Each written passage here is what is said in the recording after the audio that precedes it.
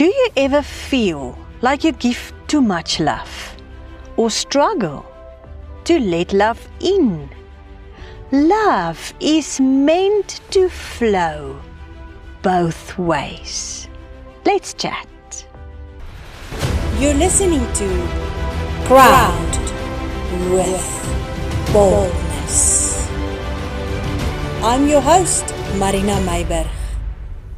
This is your time to be crowned with boldness.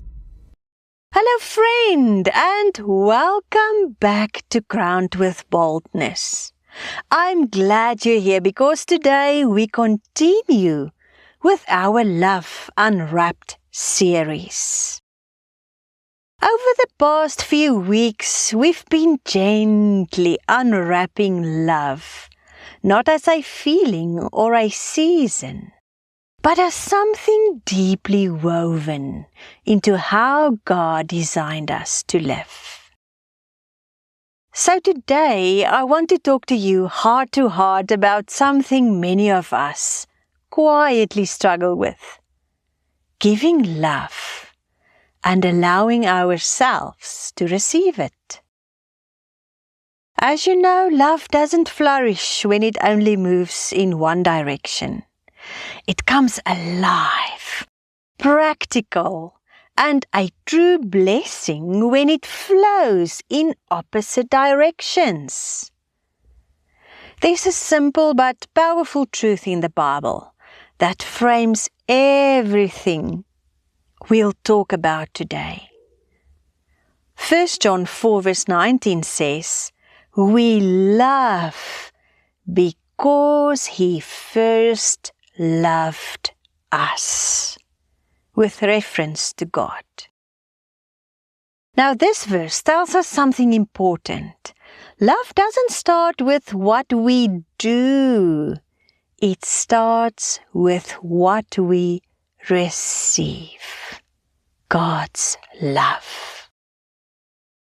I believe many of you listening are givers. You care deeply. You notice needs. You step in when others step back. You love generously and often quietly.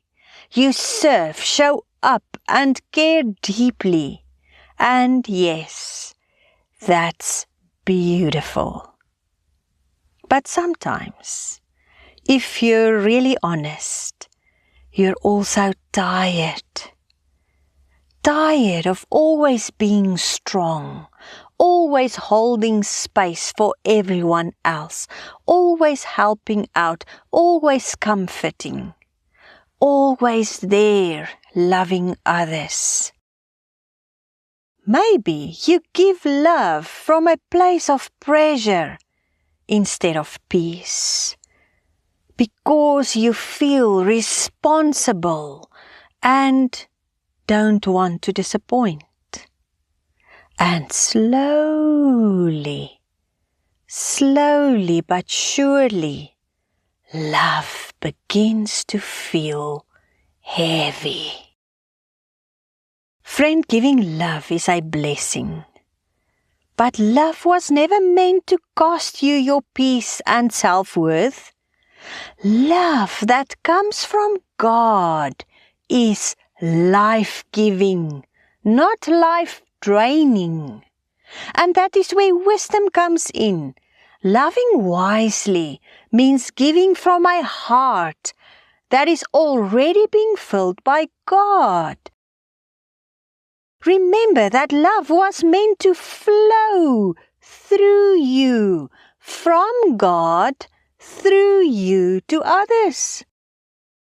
So if you're feeling tired, stretched, or empty today, it may not mean you're loving wrong. It simply means your heart needs care too. Sometimes the most loving thing you can do is just pause and allow yourself to be filled with the love of God first, and give yourself some space to breathe again in His presence. And this is where many of us struggle. The idea of receiving love, either from God or people, can feel uncomfortable, vulnerable, even undeserved. Some of us were taught to be strong, independent, and self-sufficient. But Jesus models something totally different. He showed us that receiving care and love is not weakness, it's relationship. Remember when he washed his disciples' feet in John chapter 13? When he came to Peter, Peter protested, "You shall never wash my feet." Although Peter loved Jesus deeply, he couldn't receive this act of love and service. But Jesus gently replied, "If I do not wash you, you have no part with me." You know, when Peter realized that rejecting Jesus washing his feet, it's like drawing a line in the sand and breaking the relationship. He then said, "Lord, in that case, wash not only my feet, but also my hands and my head." This tender moment shows us that opening our hearts to accepting love can sometimes be difficult, but it is necessary for the relationship. Love needs to flow both ways for relationships to grow. And remember, we are not talking about romantic love. Today we speak of love in service, love in companionship, love between colleagues, love in family relations, friendships, and all areas of humanity, which, by the way, includes romantic love, although not our focus today. When you allow someone to encourage you, pray for you, or walk alongside you, you are not taking away from them. You are actually giving them the joy and blessing of loving well. Receiving love, my friend, not only encourages, fills, and gives security and a sense of belonging to the receiver, but also to the giver. So friends, either in giving or receiving love, always remember that we love because God loved us first. Also, we receive love because of our love for Him. Neither giving or receiving is conditional or selfish. It's the foundation of relationships when love goes both ways with the mindset of Jesus. Love was never designed to be a one-way transaction. It's a living flow from God to us, through us, and between us, and back to God. Think of the ocean currents. When water only moves in one direction, life suffers. But when the currents move in different directions, there's circulation and balance, and then the ecosystem thrives. It's the same with love. When the currents of love move between God and you, and the giving and receiving expands to others, the ecosystem of humanity thrives, and people are nourished.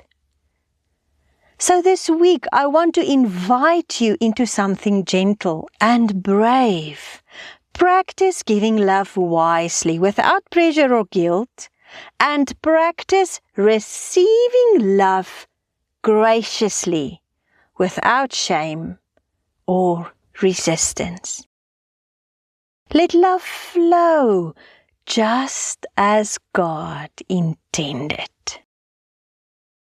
Next week, we'll step into bold love, the kind of love that takes courage, that moves beyond comfort, and that brings real impact into the world around you. Don't miss it.